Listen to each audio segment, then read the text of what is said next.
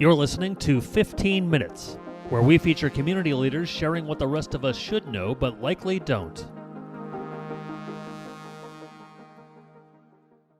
Hello, everyone. Michael Renfro here. I'm the host of 15 Minutes, Share Your Voice, where we talk with top-notch law firms and lawyers about what it takes to grow a successful law practice. This episode, as always, is brought to you by Gladiator Law Marketing, where we deliver tailor-made services to help you accomplish your objectives and maximize your growth potential. To have a successful marketing campaign and make sure you're getting the best ROI, your firm does need to have the best website and the best content. At Gladiator, what we do here is use artificial intelligence combined with machine learning, and most importantly, now well over 100 years of combined experience specific to law firms and their marketing needs. And that is what helps us outperform the competition. To learn more, please go to gladiatorlawmarketing.com. That's gladiatorlawmarketing.com. And today's guest is Senen Garcia. And Senen, why don't we start off just by you? By the way, thank you for being here. Appreciate it. Thank you for having me. And why don't you start off and just tell the folks where you are and what your main practice area is? Well, we're in Miami, Florida. Although we do service the entire state, we're primarily based in the South Florida area. The primary areas of practice that we focus on are mergers and acquisitions, tax, and probate. We also do first-party property.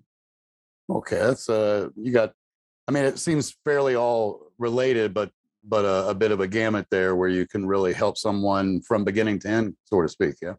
Oh yeah. I mean, we help people. We can help individuals in the sense for the first party, as well as with the probate matters, and even in tax. And then in the tax, you kind of have an inflection because we can also help with tax debt for business and personal, and then it switches into the mergers and acquisition side.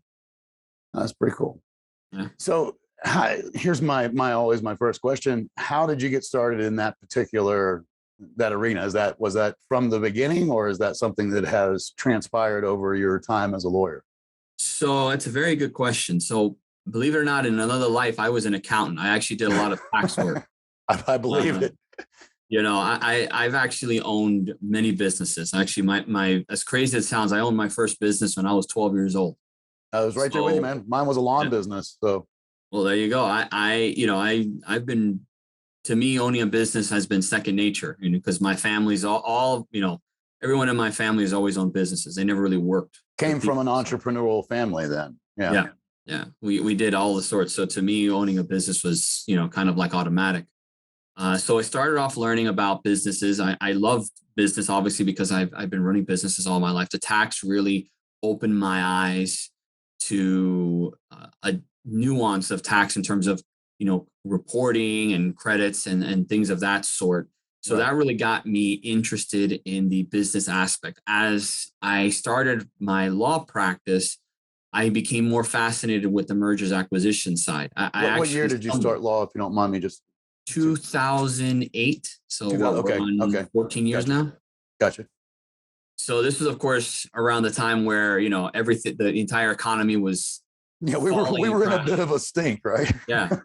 It's actually funny because we started to grow because it was, so I had a partner in a prior business, and he had an interesting saying. He was in marketing, and he would say, one of the biggest things that businesses fail to realize is in a downturn, that's when they need to be marketing more. Right. Because that's usually what the first thing people cut. They cut marketing, and they say, no, that's the thing you need to do. That's cutting your blood. That's like literally cutting the food off and saying, hey, how are you going to survive without me feeding? Yeah. So I remembered that, and I kept marketing. And actually at the time, online marketing wasn't what it was today, as crazy as it sounds.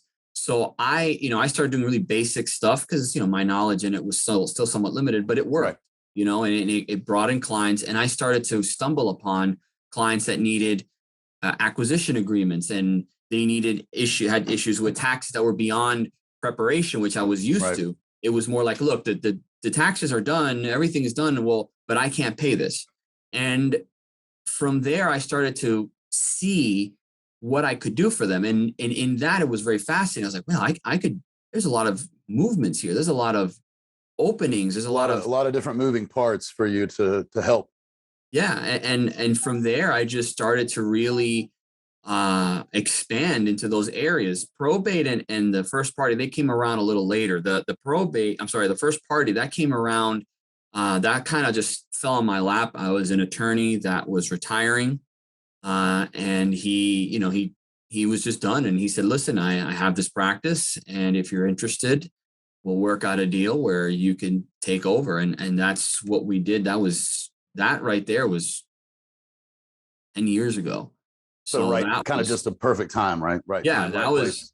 yeah, that was just happened there. And that actually helped with revenue growth because up until then, we were making money, but we weren't making, the money that we eventually started to make. And that kind of just, you had an established practice that had um, all these files. And so that kind of really helped out.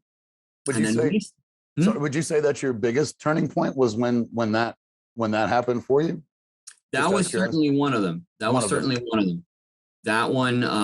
one really pushed us into another level where, we started to have a revenue stream that was not only consistent, but was decent. And that allowed us to, again, pour more money into marketing, reinvest into the firm in that regard. It also allowed us to do a few other things, such as, you know, expand our staff and get us in a better, more structured position. Because at that point, we were still running it like a startup in a way, very, very bootstrapped, very limited in resources, but it allowed us to kind of formalize a lot of things within the firm. So that part I really think was definitely a turning point. Yeah, Another, yeah. And it was, it was a great opportunity that we took advantage of. Oh no, I mean, you love when those, although I'll say this, just my personal take on it.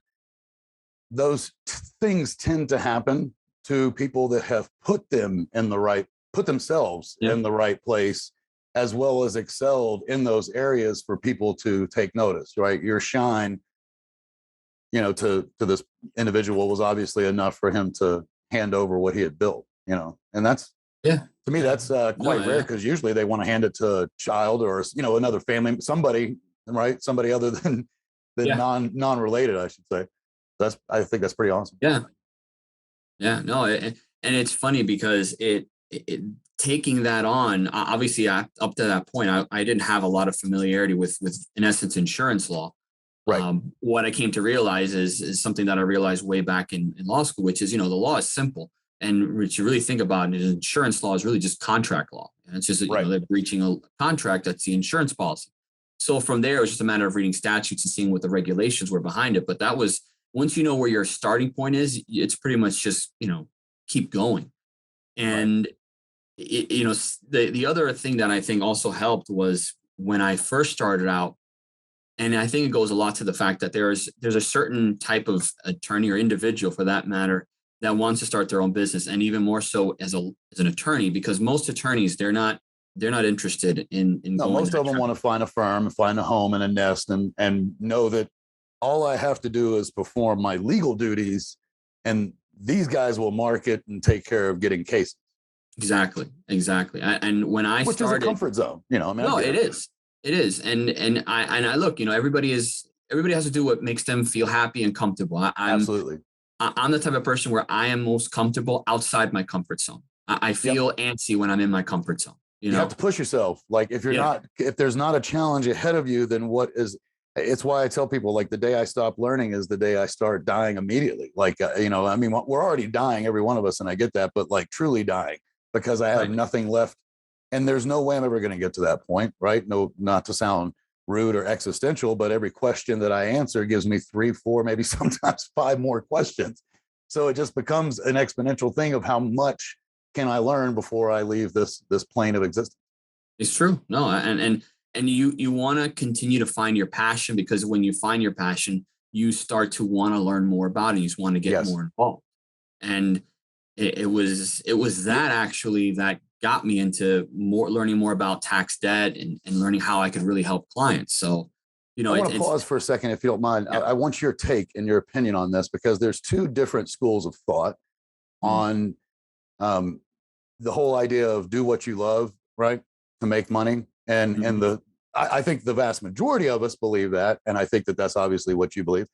But I'm curious of what your opinion is on that. There's some people that say, by doing that, they end up, and I have my opinion, but I want to hear yours first. But they say, don't do what you love as your money, save that for your pastime, because you will end up not liking it anymore if it's your job. And I'm sure you've heard that school of thought. What's your opinion on that?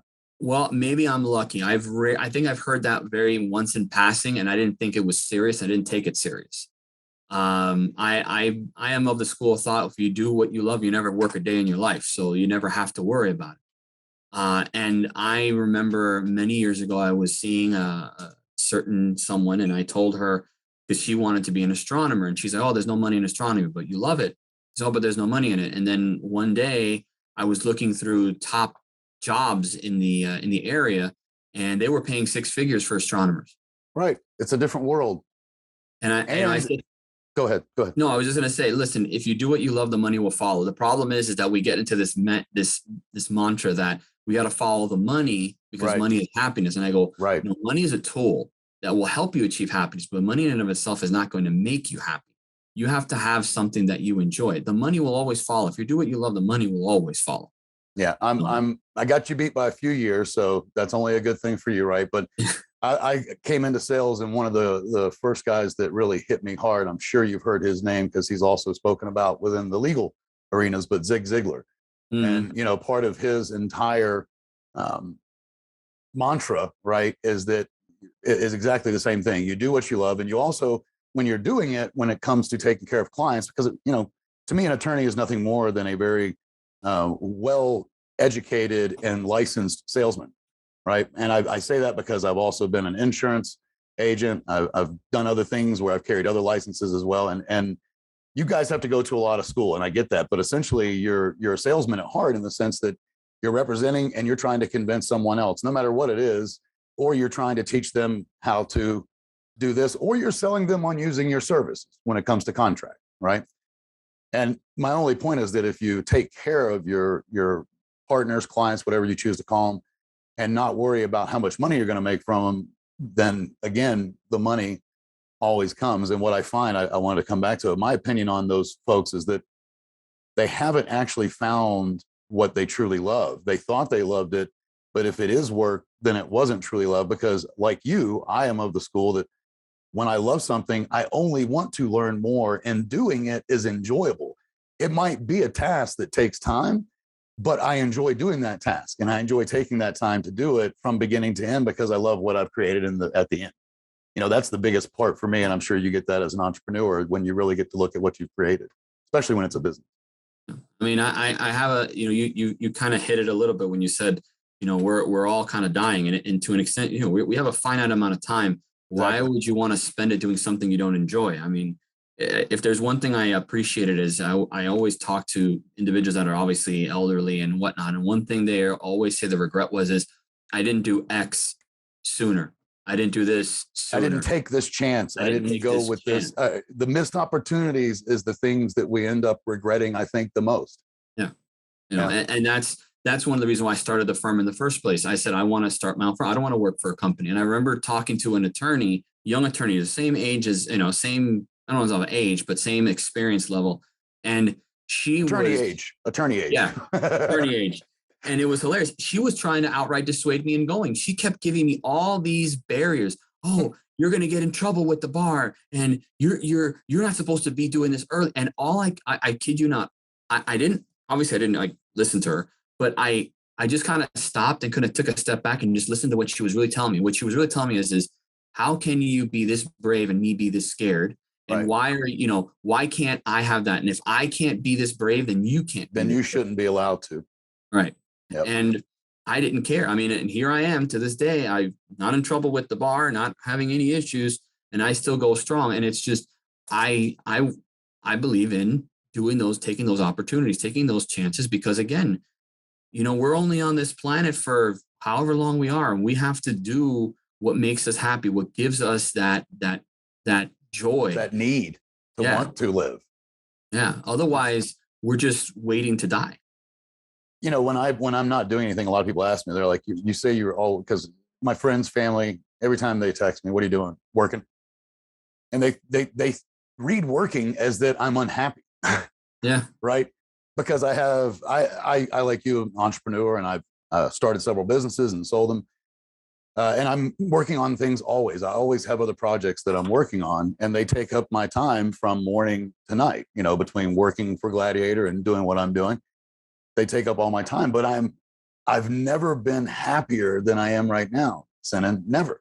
Mm-hmm. And it's because not only am I doing what I love, I do love sales. I've always loved it. As long as I'm giving that client something that I can back, something that I feel good about, something I know is going to help them, right? That's always been one of my things as a salesman. But there was something you said, oh, what was it?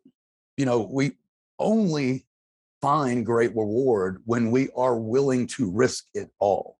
Mm-hmm. And anybody who has gotten reward will tell you, I don't care if they got it young and you look at them as young or lucky, which a lot of people do. Like, for instance, I don't really care for the guy, but he risked it all in the sense of where he was, Mark Zuckerberg, in doing what he was doing. I mean, he could have been, ridiculed and thrown out. I mean, there could have been a different way that went, right? It was a risk, but without great risk, you'll never achieve great reward.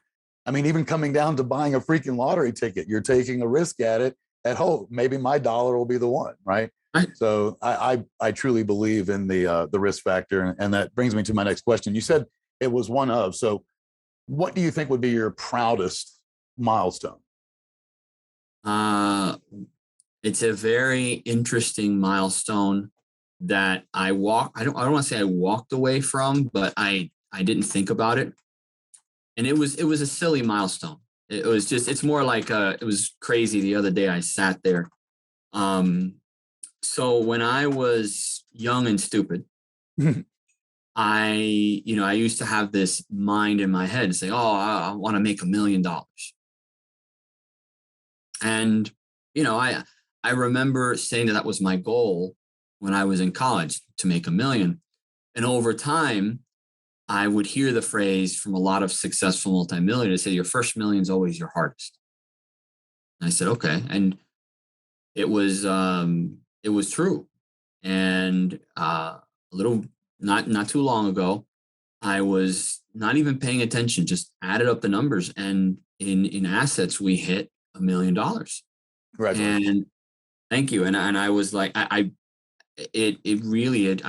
went back to when I said that stupid comment. And I said, first of all, I was like, wow, look how long. But then at the same time, I said, I didn't think I was ever going to hit it. I was like, I'll be all right. I'll be okay.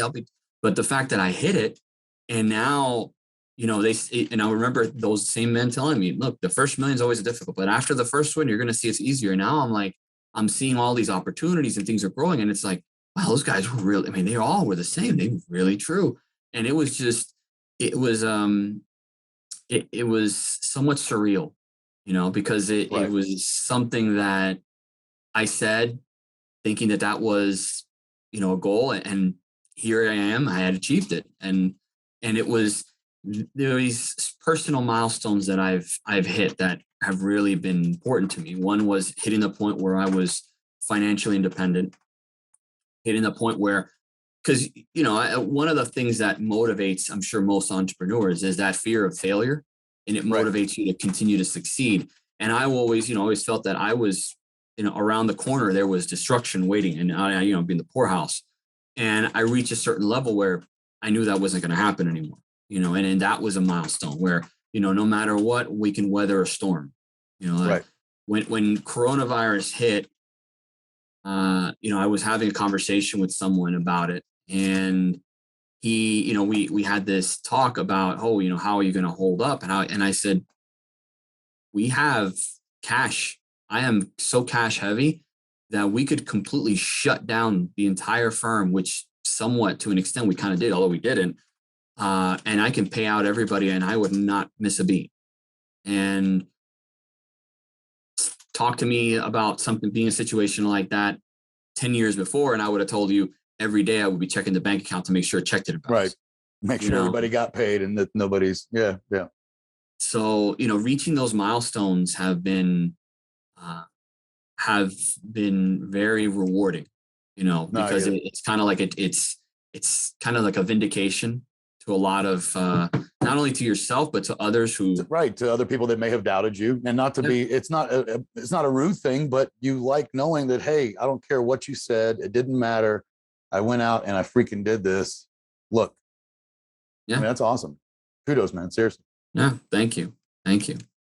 With in terms of getting to where you are, what do you feel like would be and some people call them mistakes, I prefer to call them challenges, but what do you think was the biggest challenge, mistake, setback, whatever you want to call it, that you went through that on the other side gave you the most traction, and in fact is one of the reasons that you are now where you are? Does that make sense? Yeah. The one I kind of alluded to when, probably 2 years in, right? We had, I wasn't at the position. So this is 2010. Is this 20? Am I doing this right? Okay. Yeah. Okay. And we were in a serious dry spell, and I mean really bad.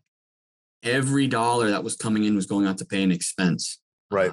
I was probably not even getting paid. I was pretty much, I was just living off savings, burning through everything. And actually, maybe take a step back. When I first started, I opened the firm right out of my bedroom was my office. Right. And I would tell people all the time, I would always say, because I lost a lot of friends. Actually, I found out who my friends were at that point. Yes. Yeah, it's not that you lost friends, you found your real friend. Yeah. Because the ones that I lost were the ones that, because I wouldn't go out because I didn't have any money. Right. And the ones that kind of took that as whatever the case may be, just disconnected from me, because they would go out, they would do this, they would do that, they wanted to start a family, and I didn't have a problem with what they, their life is their life. You just didn't have that time. I didn't have that time, and I certainly didn't have that money. I would tell people when I started the firm, my idea of going out was going to Wendy's and ordering from the dollar menu. That was the idea of going. That's all I could afford.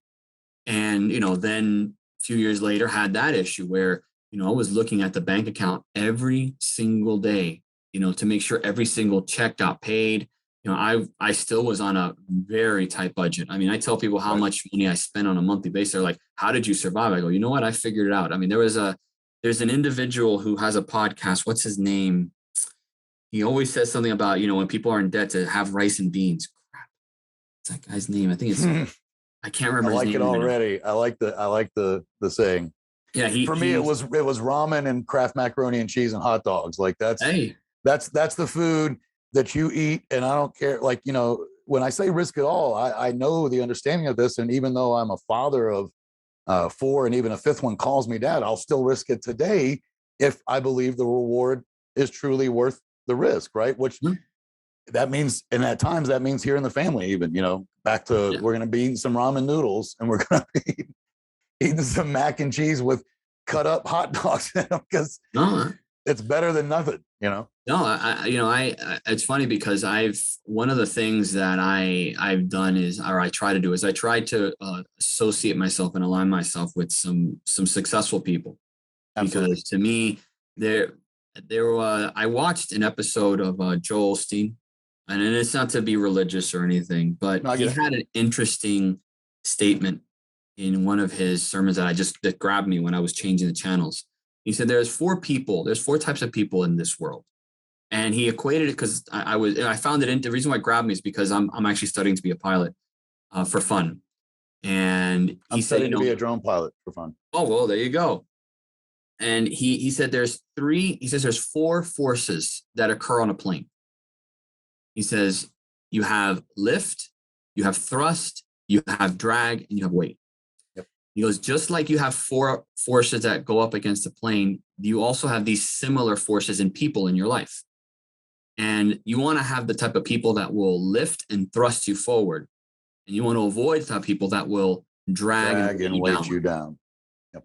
That's a great and it was very thought-provoking. And what I realized is the people that will lift and thrust me are the people that I want to strive to be, I admire to be, because those are the type that they're in the position there I wish to be in.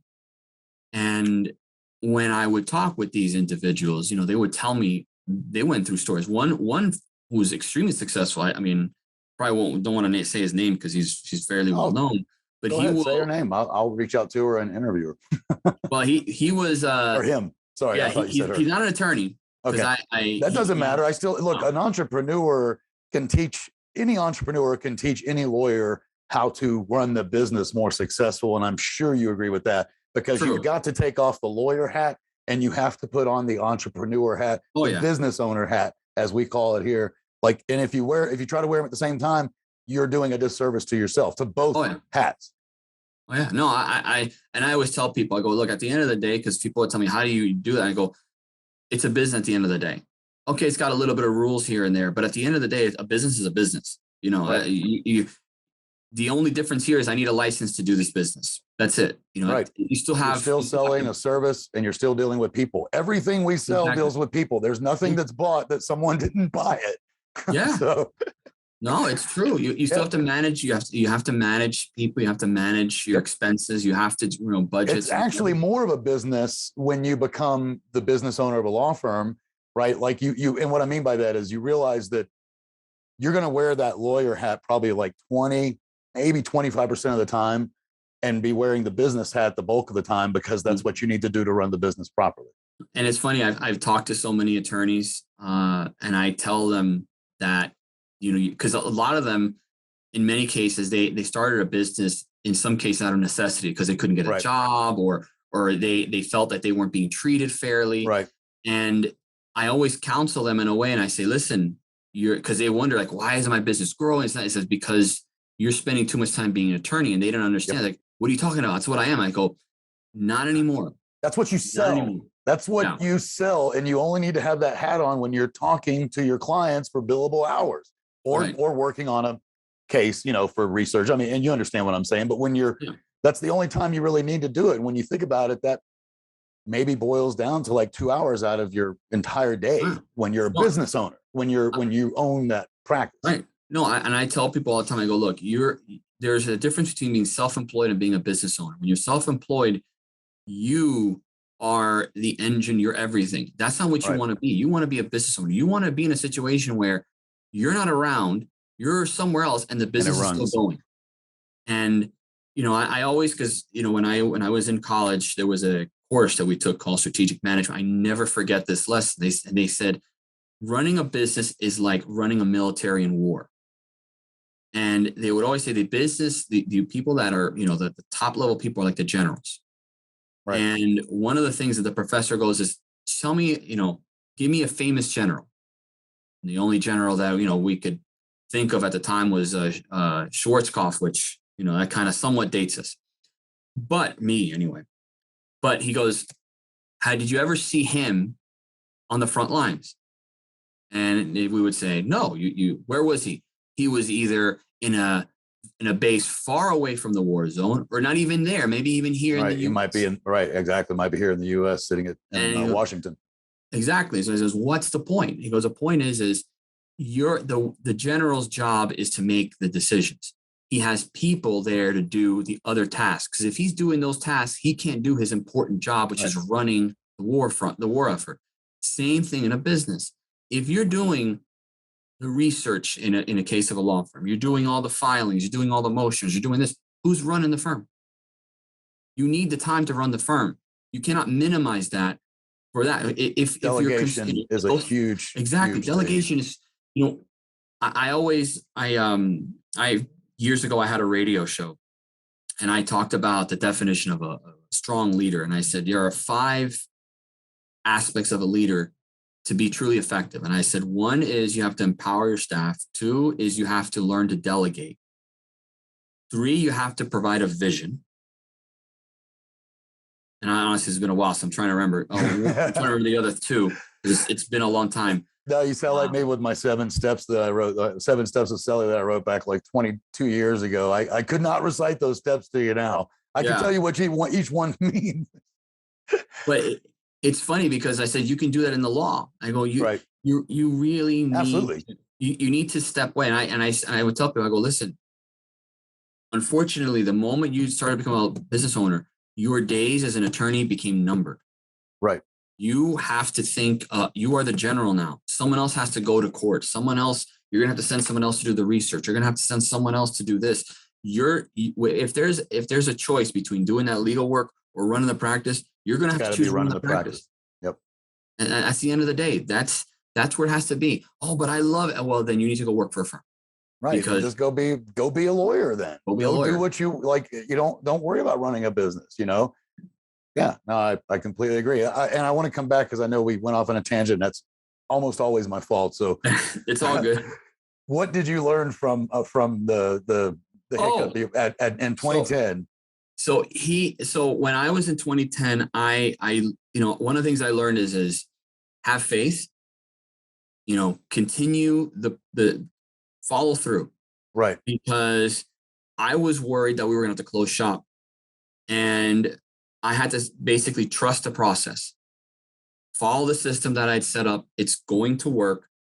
There are going to be moments like this. And what I look back on when I saw that is, you know what? We survived that.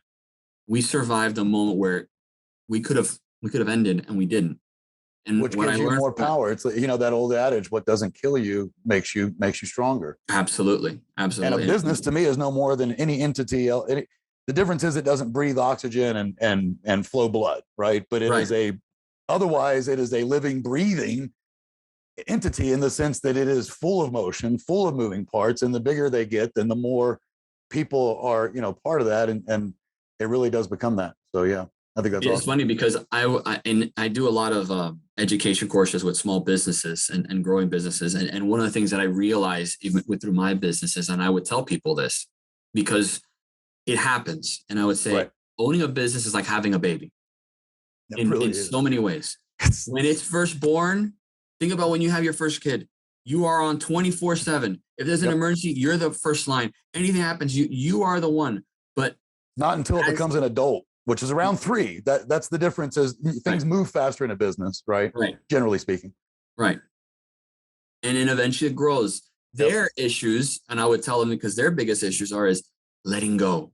No. And that's a problem with business owners and parents. If you look at it, parents, no, because I don't want to protect. It's like, right. But you have to let go. I said the other day in a post somewhere else, I was like, and I don't mean to sound religious. I'm more spiritual, just so you know, but I was like, the greatest gift that God ever gave us was the ability to let things go. Because if you don't let it go, it will eat you the hell up. And it doesn't matter what it is when you're talking about letting it go, no matter what the scenario, if you're supposed to let it go, you're better off mentally, physically, emotionally. Mm-hmm. So yeah, I think that's awesome. So here's a good one. What's some of your daily rituals that you find most important in a typical day? Like what's maybe one or two even, but what's something that like you have to do in order for you to feel like that day is going to be successful? Well, step one is at some point in the day, I have to exercise. You have to have your me time. Right. So I have to exercise. And I do that because it's 2 parts. Obviously, yes, it's for my health. But if I'm healthy, then everything will be okay. Because your health part of loving yourself too. Yeah. You have to take care of yourself. So that's step one. Step 2 is I always try and plan out my day as much as possible. Kind of have a forecast. Exactly. These are the things that need to get done today. So I already have a game plan. After that, it's about when to cut off. And if there's anything that needs to be done, turn off. Right. And just kind of close. This comes from when I started out. As I mentioned, when I started out, at home. I didn't have an office. One of the issues that I learned, or one of the issues that I experienced, was there was no delineation. So one of the main reasons I got an office wasn't hubris, believe it or not. People think, oh, you want an office because you wanted to feel important. I go, no, I got an office because separation. I wanted it. Yeah, I wanted it the hell out of home. I want home to be a place of peace. I don't want to think about work when I'm at home. When I come home, I'm home. So I have a cutoff on. I walk out this office. I don't want to know about office. I mean, that's why everybody, with the whole virtual, everybody's virtual. And we have a lot of people that are virtual in the firm, for example. I'm just not a big believer, not because I'm anti-technology. Not, I mean, hell, it's just not for you. You like the separation of home and work, especially, I would say if you had started out the other way, right, and had many years in a firm, right, behind the desk, or many years in the office, like many of them, you might end up, changing. Your opinion may be different, but the fact is, when you started this, the grind, all the hardest time for you was while you were at home. And when you finally get over that hill, so to speak, that's a reward. I can get this. I can now remove this from home. I only did this, that would be my answer.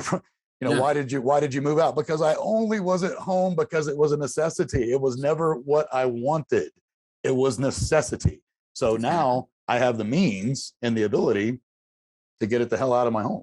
Yeah, pretty much. Yeah. I mean, and so those are really the.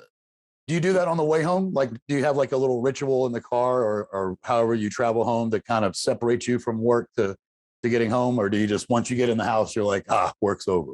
No, the moment I get out of the office, I'm already. You get out of the I close the door. I close work.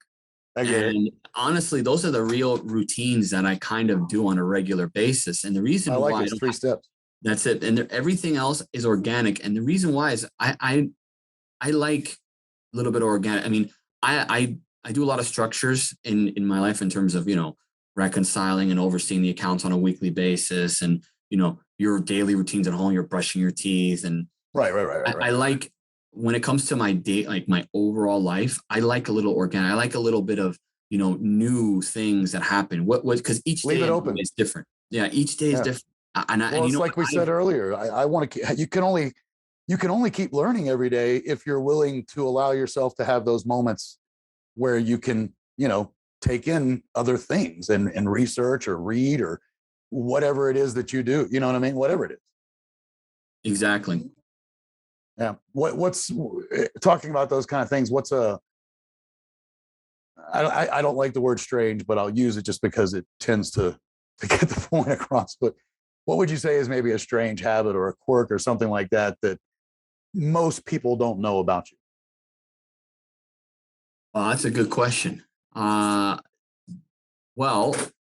I've been trying to promote it more, but first of all, the ones who know me know that maybe like the generic public may not know. Right. I love the outdoors. I love I love the ocean more than anything else. I'm a dive master. Oh, nice. And I started a nonprofit to help promote the restoration of the coral reefs here in the Miami area. Very cool. So that's probably my passion project, if you will, that I'm focusing on. I wouldn't say it's not strange, that's for sure. No, it's more of a quirk or a hobby, but that it qualifies as the same. It's something that most people don't know about you. Like you said, the generic public wouldn't know that about you. I'll share this only because I keep his picture right up here. But my father, back in the time when just before I was born, he was one of the guys that dove in the suit with he doesn't have his helmet on here, but he was a suit diver. Just to give you an idea, he was telling me the story just recently. I only mention it because I know you're a diver, but his deepest scuba dive, and he was told by his commander at the time, he's like, look, we're going to go to 130. You're not supposed to go past 100 with scuba, but we have to do this, and we're going to do it, and we're going to be okay. And he was like, okay, and did it. My father made that dive, which I just think he went much deeper with the suit, but to go 130 with scuba, I was like, are you kidding me? I had no idea. I mean, these divers, what you guys, all you guys are really just, it's amazing, because I would love to go down there, but quite frankly, I have a thing with, let's just say, breathing is my number one fear, that I'm going to go out by either suffocation or drowning. Right. So I probably have a little extra fear of the thought of going deep underwater with only an apparatus. I won't deny it. I will tell you that. I mean, I never, from the very moment I took my first open water basic class where I went underwater, I felt so at ease. I've heard that it feels, you feel very free down there. Yeah. It's hard to explain, but I never felt, even like I've even gotten to the point where I'm so comfortable. I'll take my regular, I mean, they tell you not to. I mean, obviously I've dove for God knows how many years, not so many dives. So it doesn't I'm probably different, and I'm technically a diving professional now. But I've pulled my regulator out of my mouth, and I'll just be out there. I'll have to communicate. And sometimes people aren't getting me, so I'll talk the words, and I notice that I'm so relaxed that sometimes I kind of have to go, hey, you got to put this back in your mouth at some point. But I am Right. You don't even really. It doesn't bother me. Actually, I would tell people that my favorite dives are at night, and people are like, oh my God, are you crazy? You can't see. And I go, honestly, it's a whole different world at Yeah. night. Yeah. It's so peaceful. It's so serene. Do you We take a did light with you for just minimal understanding Oh of no, where yeah, you you are? do Yeah. take lights because you don't want to. Honestly, I take the lights because I don't want to bump into the reef and break something, because that's Right. honestly You don't my want biggest to. You don't concern. want an accident that you just can't foresee. Got it. Yeah. So I take the lights. And then one time, what I my instructor for my advanced course did, that I do now every time we do on a cave, is I'll take everybody into a cavern, and I'll tell them to shut off all their lights. Just just shut them off. And it's pitch black. When Yeah. I mean There's no black, light. it is No nothing. light. You can't see anything. That's almost sensory deprivation. Yeah. And I am at complete peace. Like, people, you're not scared. I'm like, the opposite. I am so relaxed. I could probably fall asleep. That's how relaxed I am. And then, of course, the first one that freaks out, turns his lights on and he's out of there. But I'm like, I have no problem. Actually, I prefer doing wrecks, especially them at night. You see a whole different cast of animals as opposed to in the day. Oh yeah, yeah. Have you ever considered doing that the sensory deprivation tank? I don't think I've ever. What is that? I don't think I've heard of that one. Have you not heard of this, dude? This is right up your freaking alley. I almost dropped the F-bomb. I'm sorry, but this is right up your alley. So it is a tank, and there should be one in Miami. You're a big enough city. You could probably find somebody who has one. But essentially, this tank turns off every sensory that we have. So you do not feel, you do not see, you do not hear, you do not smell, you do not taste. It's complete sensory deprivation, and it allows their mind to go wherever the hell it wants to go.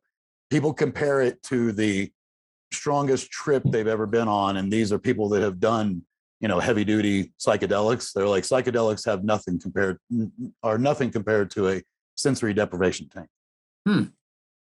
Sounds interesting. There's a movie about it. The late William Hurt, who just passed, but he did a movie. One of his first big hits actually was called Altered States, and that entire movie is about the concept of being in a tank, and he goes into the tank and what he sees. So I won't give it away, but it's still a good movie today. I think it's like 1981, but it definitely will open your eyes as to what that is all about. Interesting. I think you would enjoy it. What's the craziest thing you've ever done?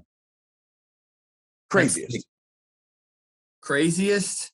That would be rock climbing in Costa Rica without a harness, out anything, just a rope. And we climbed all the way up to the point where the clouds were below us. Holy I couldn't breathe. Oh, wow. That is crazy. You're insane, man. I had a blast on that trip. Oh, I bet. Did you get some, was it at a time when taking videos and all that stuff was normal? Did you get some pictures and videos? We got some pictures. We were limited to how much gear, right? I'm assuming.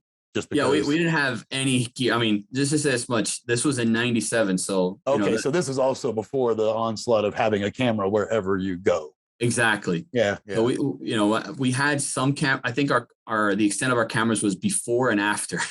Right. I remember I took a pair of hiking boots that I had just bought, and clearly they were commercial. They were just for the retail level. They were not really meant for that, because I destroyed them that day. They were thrown out in one day. But it was fun. Cool. It was actually a little bit nerve-wracking in one sense, because we really did get so high that I was honestly having a hard time breathing. Right. And you were probably around like what, 13, 14, 12, somewhere in that range, 12, 13, 14? What? Feet. Oof. If you're above the clouds, I mean, I sit here and look at Pikes we were up Pikes there.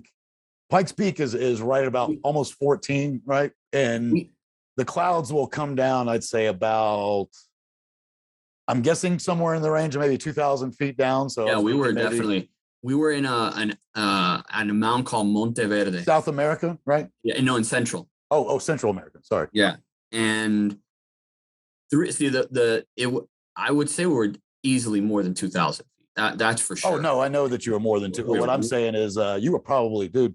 If you were, well, it depends on how low the clouds get there. You know what I mean, and what the average land is there. But I would say you were probably in the neighborhood of at least, if you were having trouble breathing, that doesn't even start until 8,000. Yeah, we were up, and so you had to be like 9. I'm guessing 9, maybe even 10, probably. Or maybe even higher, because even though you have trouble after 8, it usually takes like a day for you to start to realize it, right? Like, because I was at 10,000 feet at Breckenridge, 10,500, and I got altitude sickness, but I didn't feel it the first day. The first 24 hours, I was completely fine. So I'm guessing, seriously, just based on my knowledge of everything, that you were probably closer to like 12, maybe even 13 if you were having that much trouble. Yeah, no, because it was a day's climb too, right? Yeah, so I mean, and I honestly, because I remembered it so much, because 3 years before that I had bronchitis, and I, obviously, and I was going up there, and I was just like, and I was just, what's wrong? And they were telling me like, there's no oxygen. Yeah, it's gonna take you a little longer. There's actually a picture of me passed out, well, not passed out, but on the ground, because I needed to lie down. Exhaustion, not passed out, but exhaustion. Like, I'm just gonna lay here and get some breath. Yeah, and I just to catch my breath, and it was hilarious. And there was one little hiccup. I took a false step as we're going up the rope, and I lost footing. And I'm holding on to the rope, and obviously now I'm midair, holding on to the rope, and I crashed into the wall. And obviously I get my footing, and I keep climbing up. But that you look back, I remember looking down briefly, and I remember going, "That's a long way down." If I let go. And of course they're screaming up to me. They're saying, "Whatever you do, don't let go of the rope." And I'm like, yeah, no kidding. Yeah, like that's the last thing. Yeah, I think now is a good time to let go. Yeah, that makes sense. So where were you originally from growing up, and what was it like growing up? Originally from New Jersey. Gotcha. Growing up, like I said, around business owners from on both sides of my family, because my father's side, they like my uncles and my dad had, through getting help from my grandparents, opened up a gas station / auto shop. And there, my father and my uncle's passion at the time was repairing cars. So they bought them this shop because they said, well, if you're going to do this, at least make money doing it, which they were all about. And they loved cars. So it worked out for them. And then, of course, my other uncle, he got into every single business under the sun, and then eventually got into real estate. And then on my mom's side, they were all, if they had their own practice as a doctor or a lawyer, it was, development, real estate development. And they were all big in development. In fact, now I'm into real estate myself. We own about 7 properties, and possibly, knock on wood, possibly working on a first development deal. So, it was definitely learning things about them that I didn't even realize I was learning. Right. And when we moved, well, almost by, I like to say, osmosis, right? You were just learning it by being subject to it and around it your whole life. Yeah, I mean, it was like, that what you're supposed to do. I never saw myself working for someone, because I could never see myself working for someone, because that's not what I was accustomed to. No, that makes sense. So just a few more here real quick. So who would you say is a mentor, and what's their best advice? Well, mentors, I've had a few. You can name a couple if you feel like it. Okay. Yeah, my father would always be like, just do it. Don't worry about just if that's what you want to do it. So that's one thing I would, and that's actually one of the reasons why I never say no to an opportunity. I'm not saying I'm automatically say yes, but I always give everything the opportunity to look at it. I don't I You're don't not going to say pre-qualify. no based on fear or risk. Let's just put it Correct. that way. Yeah, I'm gonna run numbers. I'm gonna look at it. If it's everything hits, hey, why not? Let me tell you, when I bought these first few properties, I had a bunch of people. Well, I had my own mother telling me about opening a firm. She thought it was crazy, and they were saying every time I've always heard someone tell me no or say I can't. I That usually just makes me want immediately to do it more. exactly. Now I'm just gonna do it to prove you wrong. And up till now, I've been able to do that because now I bought these properties. Like, oh, that's a crazy idea. Those properties never. And now they're like, oh, can I get on your next deal? I was like, oh, what happened to? I thought you said it was a bad deal. It's like, well, I see it making money. Well, that's the reason why I did my numbers. It works out. So that was one. There was another gentleman many years ago, and he's an interesting story. He is an accountant. He was a CPA, and he was running a company. He was doing the books for a company, a cold storage facility out west. But their offices were here in Florida, and apparently there was some funny business that he wasn't aware of that was being done behind his back, and there was a bunch of investors that had found out about it, and they were going after the CEO or whatever. And the CEO, who was the plurality owner, not the majority, but the plurality owner, said, look, I'll sell you my interest if if you just don't try and get them to go away, which he got them to go away. He got the plurality. He actually ended up, because the business, he saw the business for what it was. He said, look, this business is a good business. Everybody saw it was a bad business. And he ended up buying out majority of those owners that had problems with the company. He kept another company who's doing absolutely tremendously. And his line is, I'll never forget, he says, owning your business is the best thing you'll ever do. Don't ever work for anybody because you're never going to get paid your value. And then he followed it up by saying, just remember this. And I guess that's from his experience. He goes, never, ever let go of overseeing the numbers until the very last minute. Make sure that you don't necessarily need to be, in charge of the numbers, but you need to look at them. Make sure you look at them on a regular basis, because that's how you avoid problems. And I see it a lot with firms too, because I would find, in stories where, certain people were given access to certain accounts, and one of those was a trust account. And then all of a sudden I'd find out, I hear a story in the Florida Bar News where say, oh, such and such is now under investigation from the bar because the entire trust account was depleted because this person gave a non-lawyer signature authority. They took all the money and they disappeared. Yep. So I always am looking at the numbers constantly. It's something that any business owner, lawyer or not, should always do. No, I agree. It's really just keeping tabs on your company. Yeah. So you already kind of alluded to it, so I'm curious if it's your favorite. What's your favorite podcast? Well, not to be facetious, but my own. Nice. I like it. I have a podcast, nothing to do with anything. It's called The Next Course. It's the subtitle is After Dinner Conversations in Modern Times. And very much there's no real rhyme or reason. We just talk about whatever comes to mind, very high level topics. They run the gamut on what it could be. We don't really put a topic on it. We just kind of, run it TBD, and then you go with whatever comes up on that time. I get it. Pretty much. We've had topics ranging from as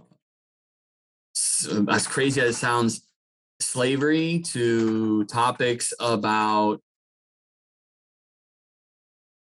what's going on with society in terms of its control with technology. Right. We even had the most recent one was where we were talking about spirituality and how the lack of spirituality is creating a kind of like a destruction in our lives, so to speak, something along those lines. So, well, I won't go very far, but I'll just say real quick, having a higher power is a necessity for life, or else it wouldn't have been part of our life. A lot of people don't realize that. that's one of the points that we kind of allude to in there. And another aspect that we get into is how, that it's not about organized religion, it's about that, and how we're allowing the structures of our man self, so to speak, to kind of dictate what goes on. And we have like a new deity, and the deity is not what it should be. Oh, yeah. No, I will say it again in the simplest of terms and not go off too much on it just because we're on a work podcast.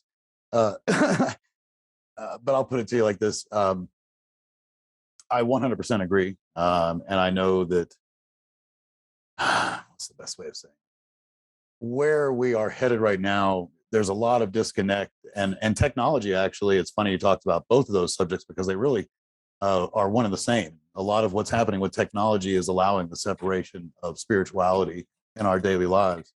It's one of the reasons why, and I know you didn't ask me, but part of my daily thing is I have motivational apps and other things like that I check in with every day and do affirmations and meditations and things like that, because I don't think we, as a society, we're not doing it enough. There's not enough self-reflection.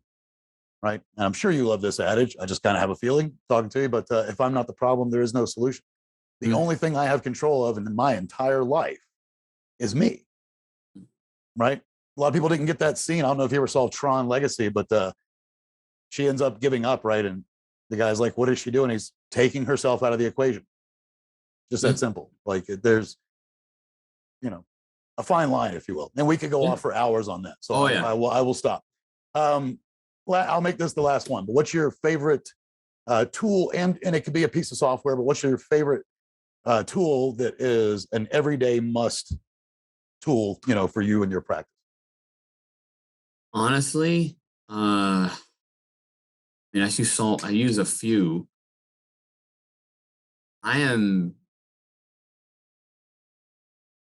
It's a little different because if you would have asked me this question 5 or 10 years ago, I'd give you a different answer. Today, honestly, Microsoft Office is the best tool, right? That I use. We have paralegals now, attorneys that go to court. I would probably say they'd say this particular software, but for me, Simple Office gets the job done nowadays. I don't really use a lot of the software or the tools as much anymore because you're in the business owner seat. Yeah. Yeah, no, I get it. That makes sense that Office is what you use the most. Probably specifically Outlook is your number one. If you're anything like the folks that I know, you're on Outlook probably 80% of the day, and it stays open on mine. It just stays open. Yeah.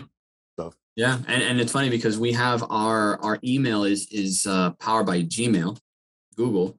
And so I have it in 2 levels. I have it on the Outlook, which I honestly prefer the platform on Outlook. And then we also still have the Gmail because it works on the phone. You can log into on. Yep.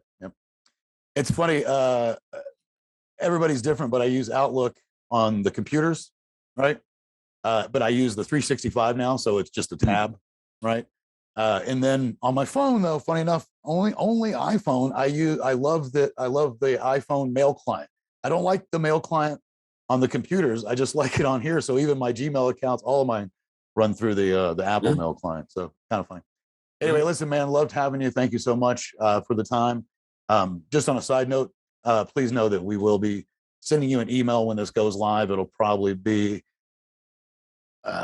if it's before 8 weeks, I would honestly be surprised because I know for a fact that I've got at least 8 or 9, maybe even 10 ahead of you that have not come out, but it is weekly. So they're now out every week. But you will get an email when this is out. Okay. Sounds good. Hey, thanks a lot, man. Have a wonderful day. Stay blessed and stay lifted. Same to you, sir. Thanks for listening to 15 Minutes. Be sure to subscribe and we'll see you next time.